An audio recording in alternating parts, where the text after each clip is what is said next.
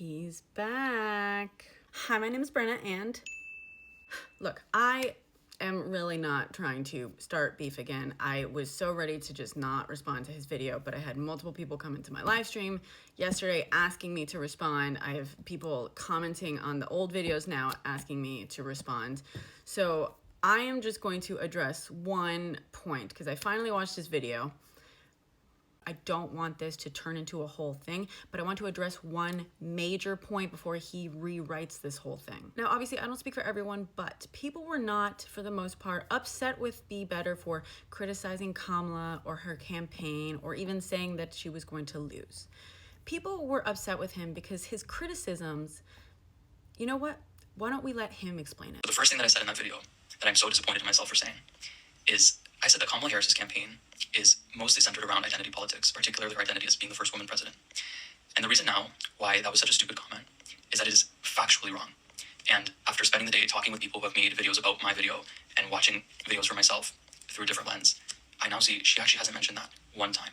And this is so disappointing for me to know and to realize and admit that I adopted a right-wing talking point to the point that I actually thought it was true and then perpetuated that as if it was a fact when it is irrefutably wrong. Kamala Harris hasn't even mentioned one time the fact that she's a woman, and that is something that has been projected onto her by other people. And I'm so disappointed in myself for saying something that is just literally not true. The issue was never that he criticized Kamala's campaign. The issue was that he used demonstrably false talking points to do so. And that, in effect, perpetuated those talking points even more. To be clear, he said a lot of factually inaccurate things and some problematic ones. And then he issued his apology video, which you just saw.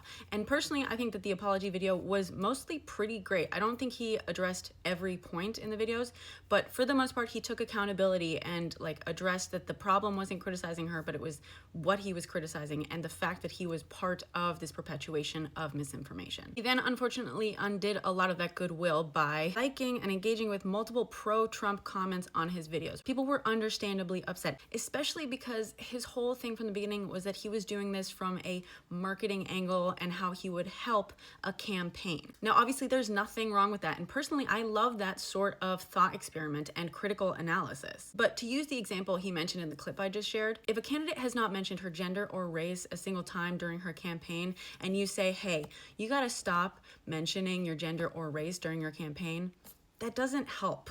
However, if you share that piece of advice publicly and with a very large platform, the people watching walk away with the understanding that that is what she is doing, which again, he took accountability for in his apology video that he ended up deleting. There is absolutely plenty to criticize about Kamala and her campaign. And a big reason I know this is because most of the time I spend on this app, I actually spend live streaming. And in the months leading up to the election, most of my live streams consisted of political discussion. I criticize Kamala a lot. I criticize the DNC a lot. I am a progressive.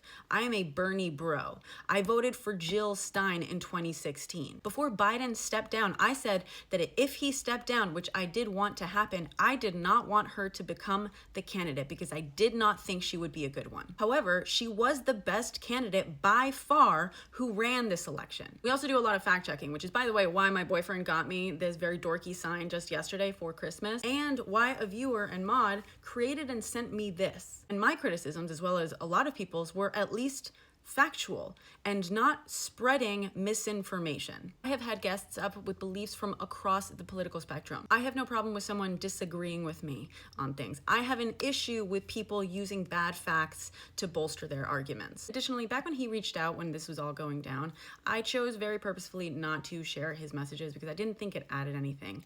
But he did suggest I was lying about him. I asked him what specifically I got wrong and offered to retract anything I got incorrect. I also said, by the way, that I thought it was good he took the video down, not because I disagree with criticisms of Kamala, but at the very least because it was filled with harmful misinformation.